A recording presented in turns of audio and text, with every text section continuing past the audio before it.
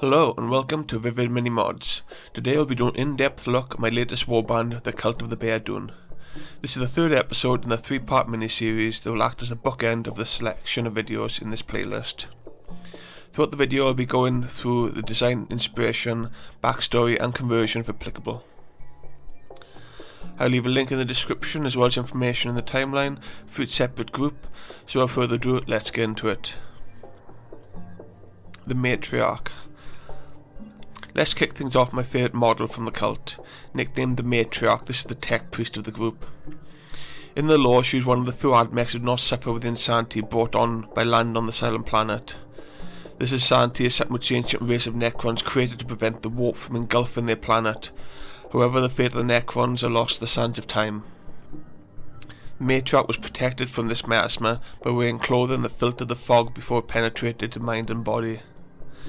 This is why all the Bei'Adhoon wear brightly coloured clothes, as these are a symbol of their sanity, where through causation or correlation they found that when they entered the region that was engulfed by the Necron curse, as long as they held on to their Bei'Adhoon man, literally translated as safety blanket, then they would be safe and sane.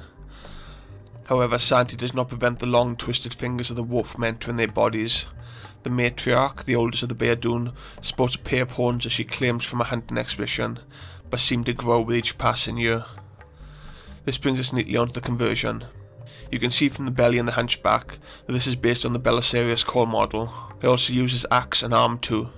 These provided a perfect base on which to expand.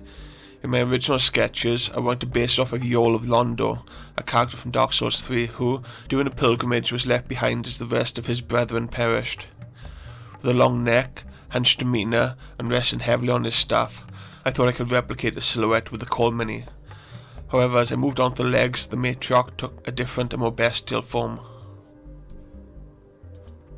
To lean more heavily on the chaos aspect of the warband, I began looking for unnatural legs. Necrons would have been the first suggestion, what with them landing on Necron Tomb World, and they being mechanical too. But I already had plans for one aspect of the Necrons in this model, so I needed a chaos influence too. I turned to the Age of Sigmar Lord Arcanum on the Griff Charger, which I picked up from the Mortal Realms magazine. The cloven hooves of the Griff Charger would fit perfectly as a chaos-inspired legs. After all, if chaos could give you a pair of legs, there would no doubt be hooves. Then onto the Necron inspiration.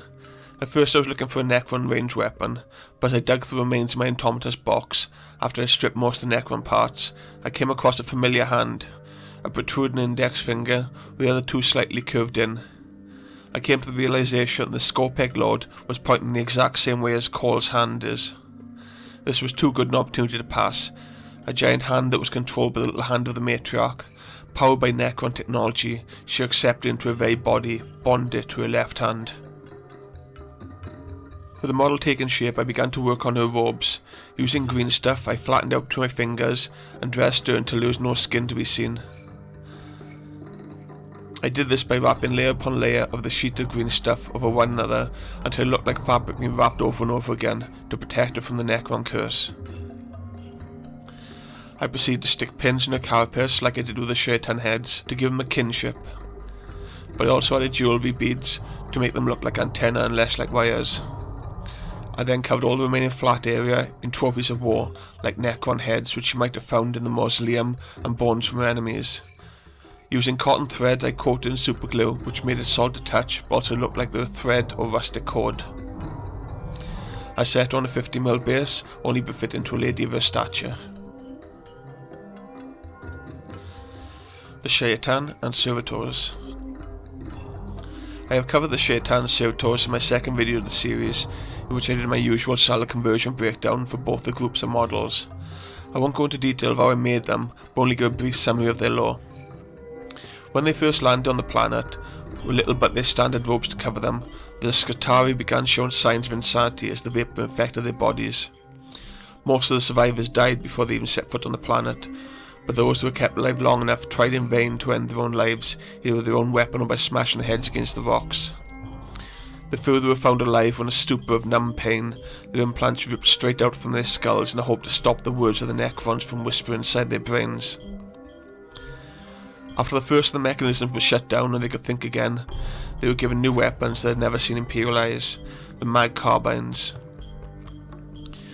Using these, they were able to hunt down local wildlife, a pack of half-animal, half-human creatures, their little sentience more than apes. It was the Matriarch, however, who found another use for these creatures. By outfitting them with mecha tendrils of her own design, she could control them almost like an extra limb. If I were to write rules for this warband, that would be something I would implement. However, if the Matriarch is slain, then all the servitors are slain too. But because they are creatures risen from the dead, they have some kind of reanimation protocol built into them, thus fusing the rules of the DarkMech and the Necron together. The Seer. Something that is lacking in an DarkMech army is a Psyker. I've often thought when designing a DarkMech army that I would make use of a Psyker, since they are chaos influenced. So, since this is my brand new army, I decided to make one. This is the first of the entirely 3D printed section of my army. I used a female model in Blender, as well as some horns from a deer model, and sculpted her legs and tendrils from scratch. For her design, I took inspiration from a music video I saw a while ago. It was a live performance of Bury a Friend by Billie Eilish. In the middle of her performance, she bent over backwards in a sickening pose that stuck with me long after. This is something I want to replicate in a miniature, but instead of standing on stage, I managed to be floating, and this is where another piece of horror media came into mind.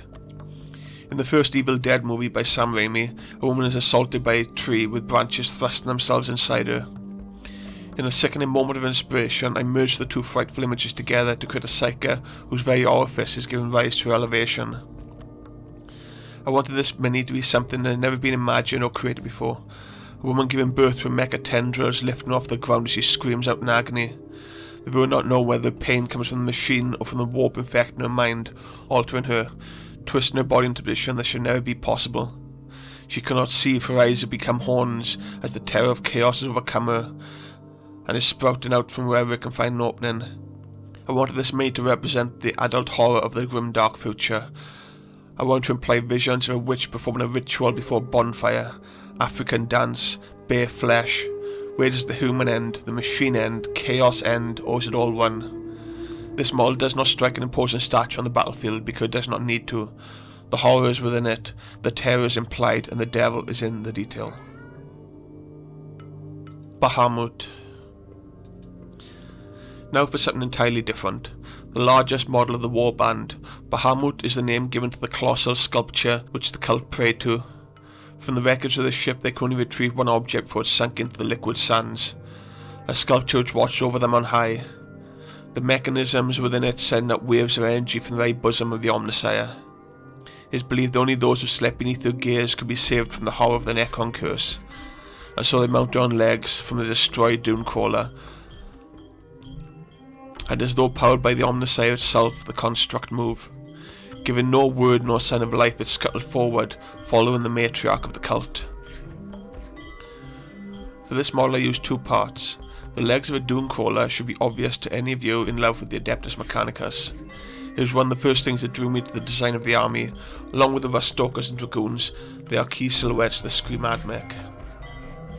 The second part is a 3D printed bust. I found the STL on the cult's 3D website, created from the Louvre Museum, who digitized some of their collection in an STL file. I then took this into Blender and added more mechanical parts, such as the wires running through her arms, her metal breast, and metal eyes and wires that looked like tears running down her face.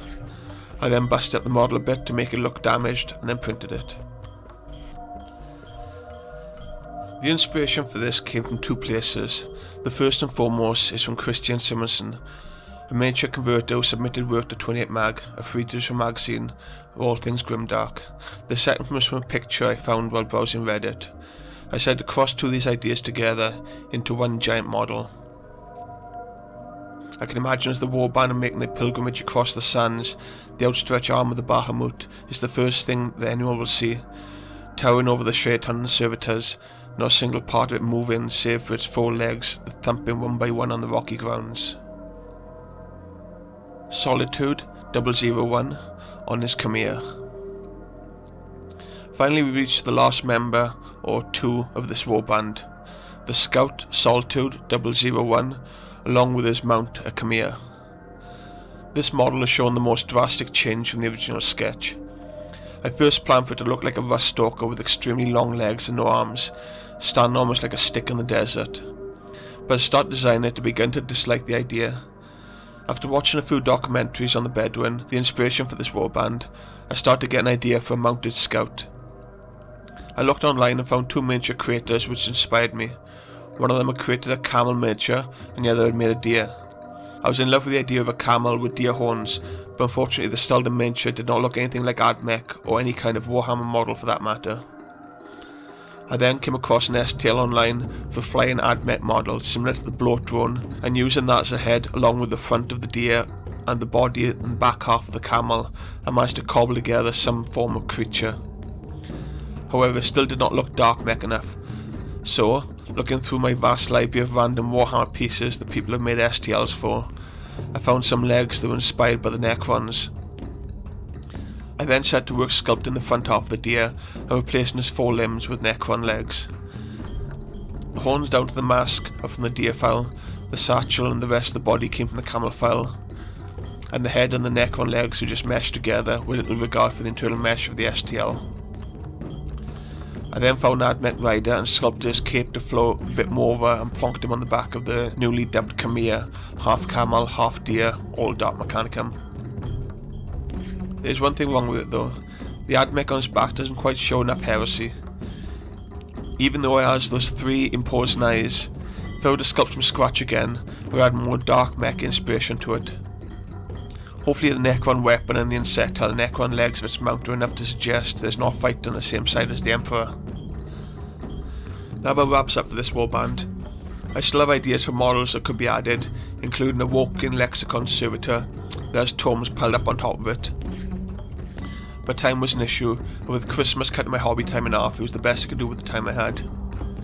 I'll leave you now with some more shots of the collective cult of the Bei'Adhoon.